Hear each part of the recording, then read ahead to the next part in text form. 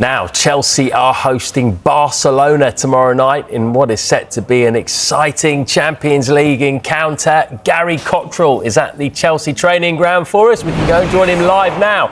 Afternoon, Gary. First of all, any sign of Mr. Cole Palmer?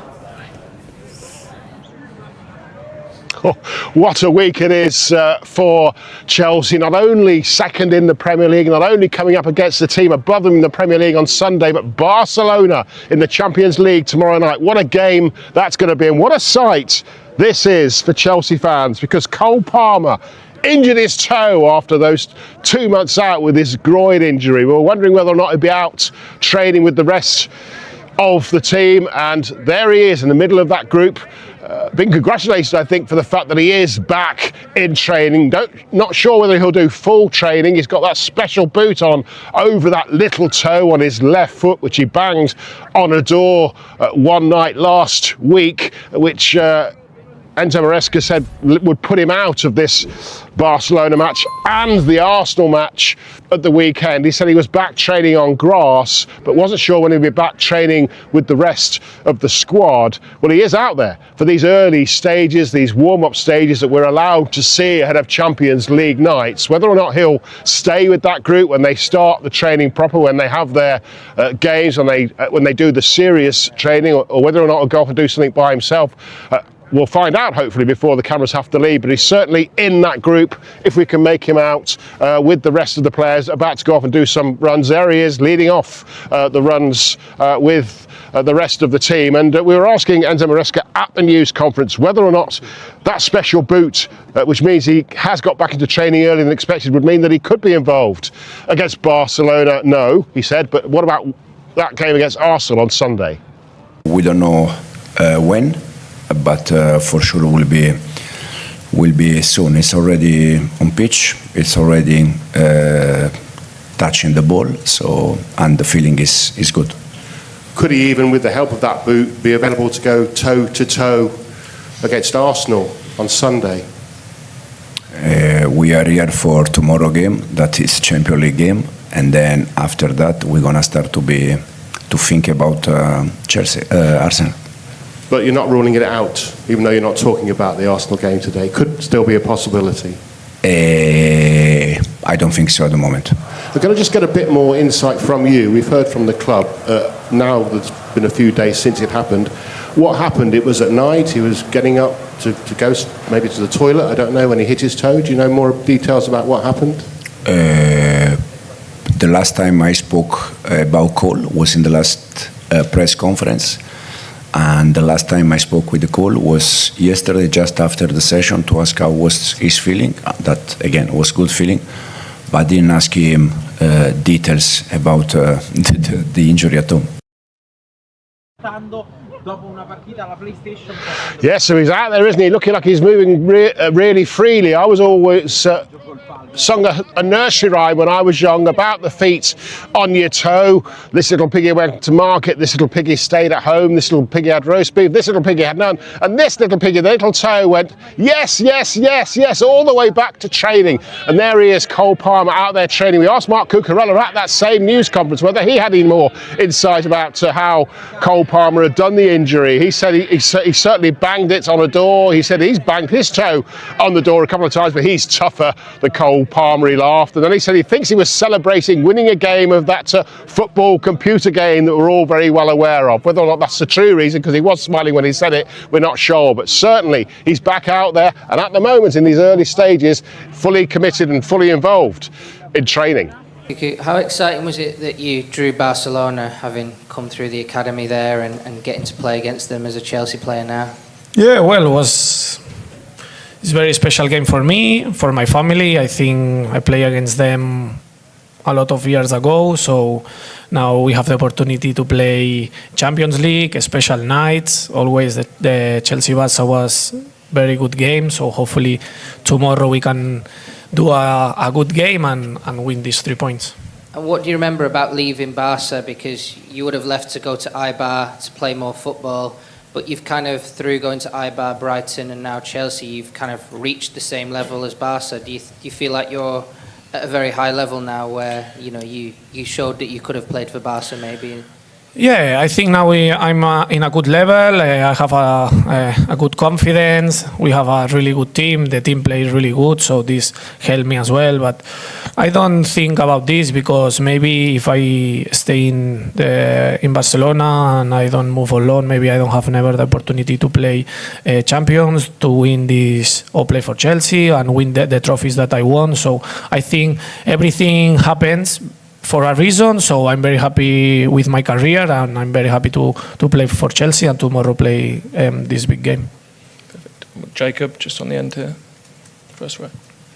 Hi. When you played against Esteval at the Club World Cup again, when he was playing for Palmeiras, it looked like, especially in the first half, that the two of you were really kind of going against each other. It was quite a physical battle. Were you surprised by how much, given that he's a kid, he stood up for himself against you? And also, did it give you confidence that he was going to have no problems adapting to English football?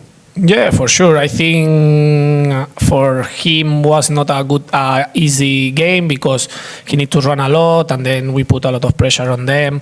But always he respond with a lot of personality, always ask for the ball, and this surprise because he's a really young player. So. But yeah, and then he have the opportunity to score, and this shows that he's a good player. Always he play with a smile. He have a fresh energy, and he helps a lot to us. And hopefully tomorrow he can play and he can help us and score. Yes, Matt. Hi, Mark. This is a big week, Barcelona and then Arsenal in the league after that. Do you think it's a real chance for the team to make a statement? And do you believe that the team can compete to win the Champions League and win the Premier League title this season? Yeah, well, yeah, it's a big week. As you said, I think all the players want play these games because always they have a special feeling. All the people is very focused and they want to try his best.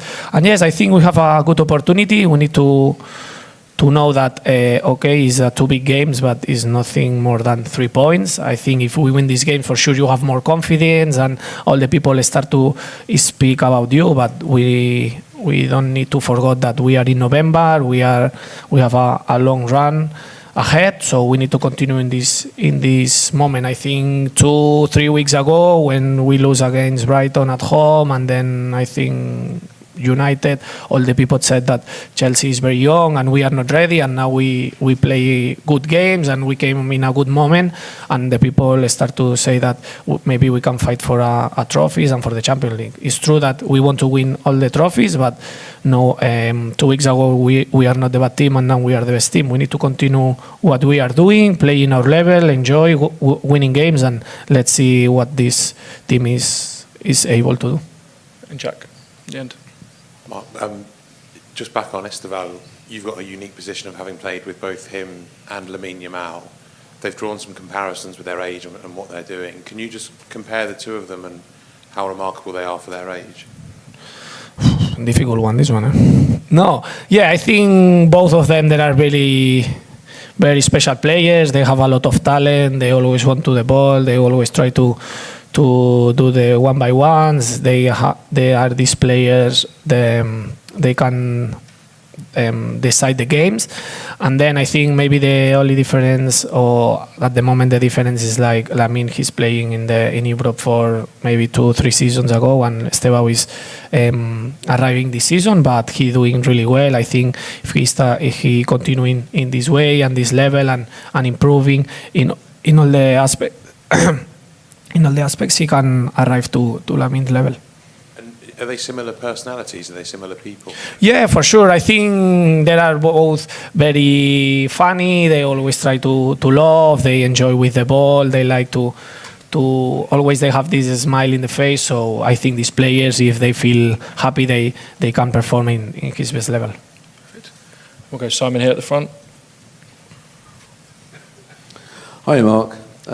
I remember a question being asked to Pochettino about Chelsea players having to prove they're not Cole Palmer FC.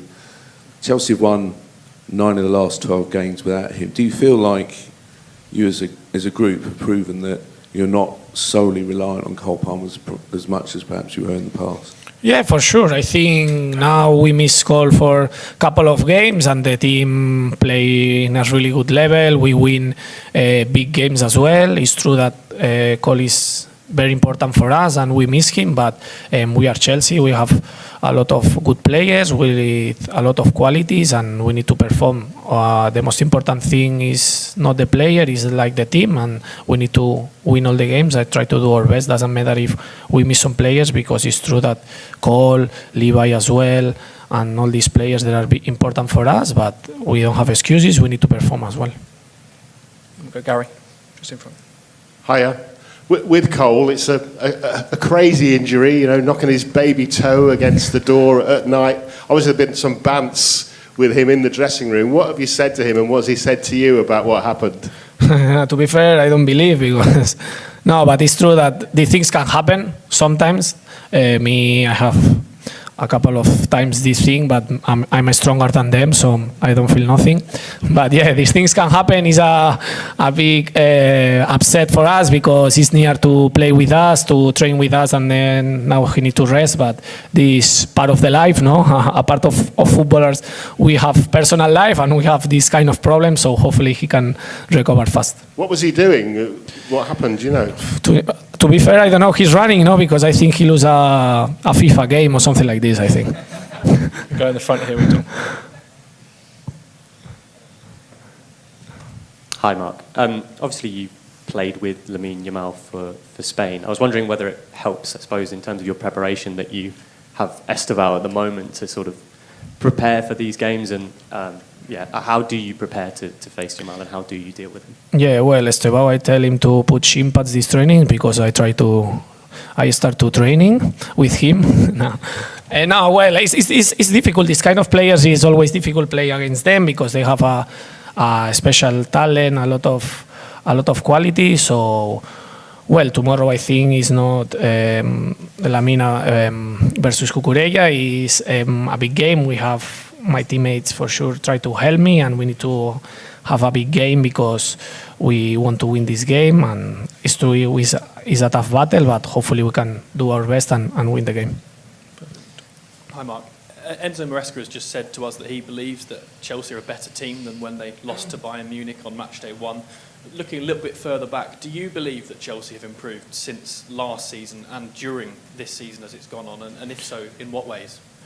Yeah, for sure. I think every week we try always to improve. I think, for example, the first game against Bayern Munich for a lot of people or some of the players is the first Champions League game. It's a bit tough, and we play away as well against a big team. So all these things that after a couple of games we are settling, we are more calm. I think we are more mature now. We know better the things that we need to do, and I think we showed last season at the end that we are better team than before, and I think step by step we are showing that we are better. It's true that we need to stay what we are doing now, that is win all the games, is not good enough to win a couple of games and then drop a little bit. We need to stay always in our best level if we want to compete for the big things. Time for 2 more in English, one at the back. Hello, my name is Jacek Kurowski, I'm from Polish television, and yes, we named this game that Mark Cucurella against Lamine Yamal, exactly. So can I ask you about Lamine one more time? There is something in his play that you cannot prepare on, or you know everything about his playing? No, it's true that against these players you never know what he want to do in every action, but I try to prepare the game in the best way. I have the opportunity to play against him, so I know him a little bit, and then I have the support from my teammates, and always he try to help me. Finally, it's 11 against 11, so hopefully we can have a really good game and win these 3 points. That was very important for us. Okay, and Davide. Hi, Mark. I want to ask you about your role. Technically, it's a left back, but you're basically everywhere on the pitch. I'm wondering if you have a favorite position when you attack, or a space on the pitch in which you feel more comfortable when you're attacking comfortably. Yeah, I think with this manager, he loves to have different ideas. We have different formations, and you need to adapt. But I'm very happy. I think my best position is the left back, but I'm happy when I play a bit higher, when I can arrive to the box. Last season I have the opportunity to score a lot of goals, so I feel very good helping the team and celebrate these goals. And yeah, I think I'm happy with this because it's not every week the same formation or the same things. You always need to try to learn new things and be focused on the training, because probably we're changing a lot, but I think these are good because it's not the routine if always we have different things to do. Okay, we'll move on to some questions in Spanish, and we'll start here at the front. Hola Marc, Juli Claramunt en directe a Gigantes. Et preguntaven que com Marc, es va contra direct Lamin, també has from jugat Gigantes. amb ell. You have played against Yamin, also with. Amb ell, des d'aquí. So how do you see all that's been going on with him? How you see that from the distance? And which is the player that has surprised you the most? I think Lamine is a very special player. He has been going through a lot. He's very young. It's normal that he will have low moments, and sometimes he has to experience things that maybe all the players already have done. But I think he's got a great level. He's a great player, and tomorrow is going to be a tough match, but I hope we can get the 3 points. The player that has surprised me the most is Pedri. He's a very good player. But last year he already had a great level also with the selection, with the national selection, and it's a shame that he's injured. Sports, you have been mentioned Pedri, maybe he won't be in the match. So what does that mean for Barcelona if Pedri is not here? You know Pedri very well. So what do you think? How do you think Barcelona can replace Pedri? I think Pedri always wants the ball, and it's very difficult to take it from him. So he always puts a lot of pressure. He's a very important piece, and I'm sure they will miss him. But as you say, there are other players, and they will have other great players, and it will be a tough match, but a good match, I hope. Good morning, TV3. It is. Do you think that it is a match between two candidates? And have you been joking or chatting with your ex-colleagues in Barcelona? Yes, I think tomorrow is a great match. Maybe the best youngest teams, as in the players in Europe, definitely. So it's going to be a great match, and I hope the fans really enjoy it, and I hope to get those 3 points so that we get ahead. And regarding Barcelona players, yes, I've been chatting to them, joking a little bit, but only on some occasions. Albert, of Spanish TV. What do you think of Flick's Barcelona this year and the little problems they are having? And then also about Yamin, I wanted to ask you. Yes, Barcelona is a great team. It is true that this year there have been some matches where they haven't been in control and they've conceded a few more games, but I think they are in second position. I think at the moment in the league, so they're obviously doing well. They have a lot of talent. It's going to be a good match with lots of good players. Also, we have great players, and it will be a fantastic match, and we really want to win those 3 points. Regarding Yamin, yes, it will be a good battle. I have trained with him, and I have played against him, so we will have to do our best. FA agency, where do you think will be the key of the match and how to hurt Barcelona? Well, I think the key is to take the ball, because Barcelona always want to control the ball. So we need to try and get this ball. And I think it's also a physical battle, and if we can get hold of the ball. Cadena Cope. When was the last time you saw Yamal? Yes, we saw each other during with the Spanish selection. No, bueno, cuando salió el sorteo todo el mundo decía during the preparation, everyone was saying, "Oh, Chelsea-Barça is a great match because the players' level is amazing." And in the end, we all look forward to this kind of matches. All players do, and to play against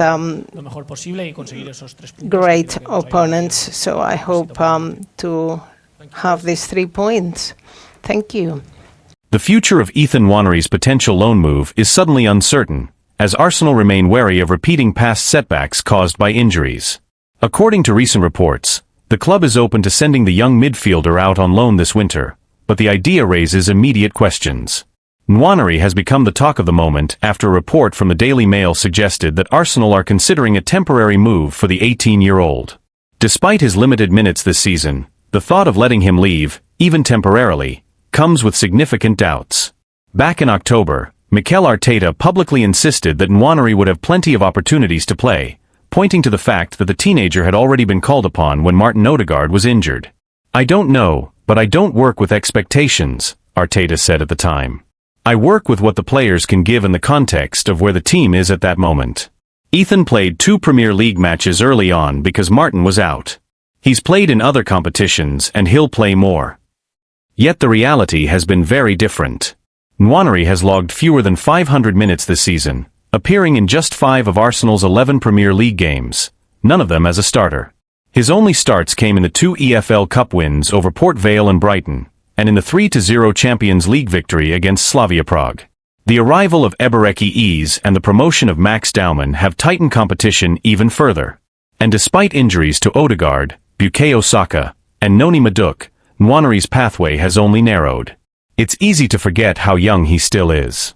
At 18, and having first debuted at just 15, like Daumann, these are formative years where consistent playing time is crucial. The busy festive period could open that door, but with Odegaard, Madueke, and Kai Havertz all nearing their returns, there's a real chance Nwanery could slide even further down the pecking order. This is why a January loan sounds logical on paper, but it also sets off alarm bells. Arsenal's season has already been shaped by injuries for the 2nd year in a row, and squad depth has never felt more essential. A single setback among the attacking players over the holiday fixture run could thrust Nwanery back into an important role almost overnight. The more sensible approach may be to reassess in the summer, once the squad naturally reshapes and the club have a clearer picture of their needs heading into 2025. Only then would a loan feel more secure, ensuring Nwanery actually gets the minutes he needs rather than risking another stalled development. Even then, nothing is guaranteed. Supporters will remember Serge Gnabry's loan to West Brom, intended to push him closer to first-team football, but ultimately a move that derailed his progress before he rebuilt his career in Germany. Arsenal's recent history with loans has been mixed at best, and too often unsuccessful. For now, the club must weigh the immediate needs of the squad against the long-term growth of one of their brightest prospects. Whether a loan becomes the right option, or another cautionary tale, remains to be seen. But the complexity of Nwaneri's situation extends beyond simply playing time and squad depth. Inside the club, there is an ongoing debate about how quickly young talents should be exposed to the pressures of elite-level football. Some staff members argue that Nwaneri's technical level is already above many players his age and that keeping him close to Arteta's structure will accelerate his development. Others believe that without consistent starts, and without a clear pathway to earn them, his progress could plateau. The uncertainty has also stirred conversation among supporters and pundits. Several former Arsenal players have expressed concern that the club may be repeating old patterns, where promising youngsters become trapped between first-team aspirations and inconsistent minutes. Others, however, believe the club is being careful for the right reasons, protecting a player who still needs physical development before facing the demands of weekly Premier League battles. This internal and external pressure has placed added scrutiny on Arteta's handling of young talents this season. While he has been praised for trusting academy graduates in the past, the balance has become harder to maintain now that Arsenal are competing on multiple fronts and aiming for silverware. Every decision carries weight. Resting senior players risks losing points, while overusing inexperienced teenagers risks injury or decline in confidence. There is also the broader question of what kind of loan would actually benefit Nwaneri, should the club eventually decide to pursue one.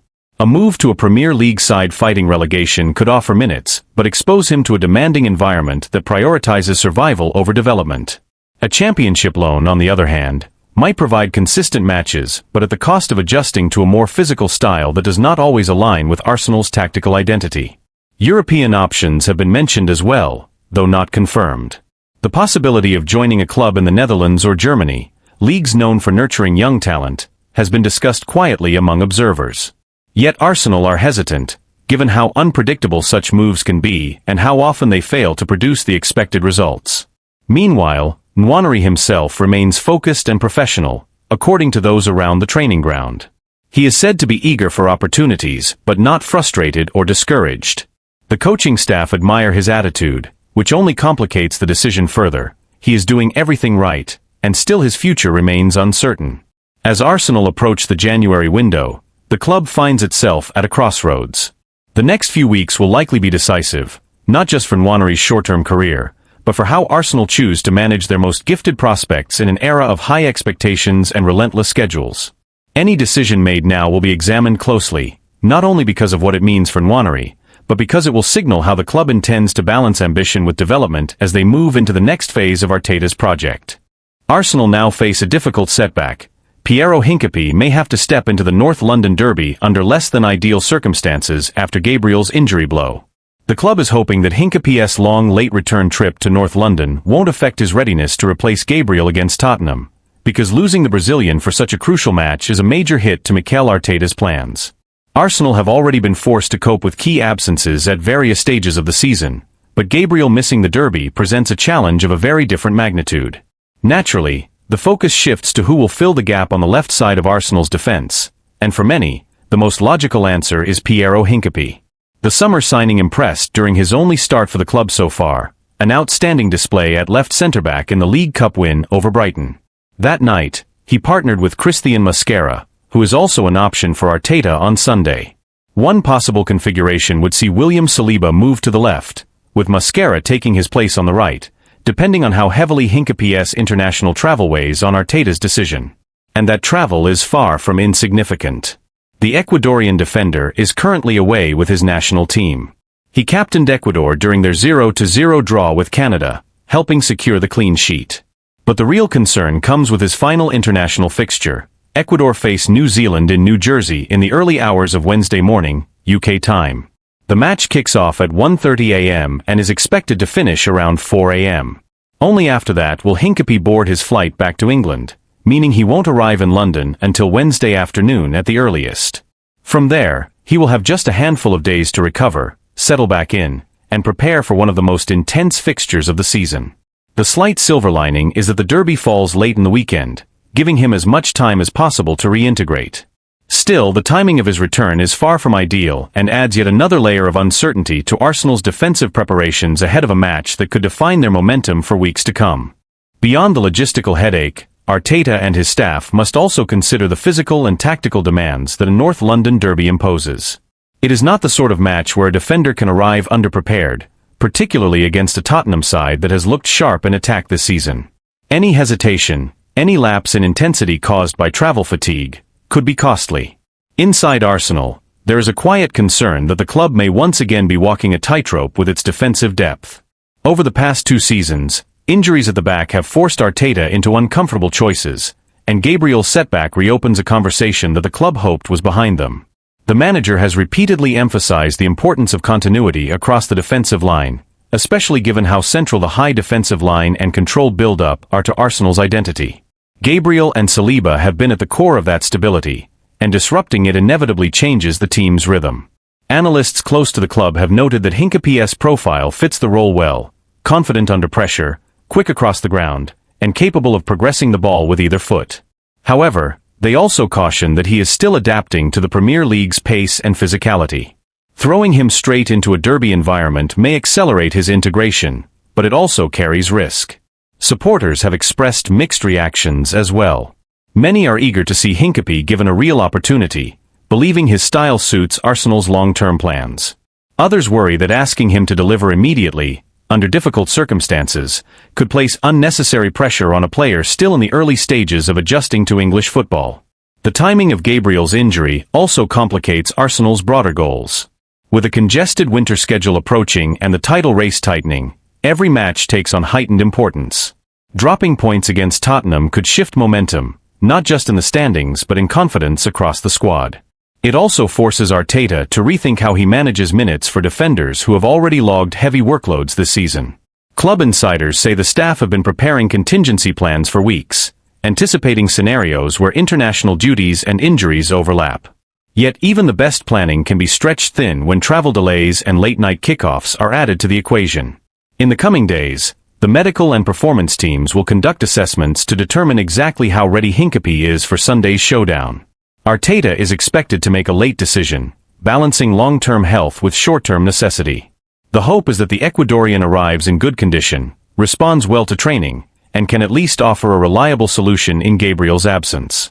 What remains undeniable is that Arsenal enter the derby under a new layer of pressure, forced to adapt, to trust their depth, and to test the resilience that has been a defining theme of their season so far.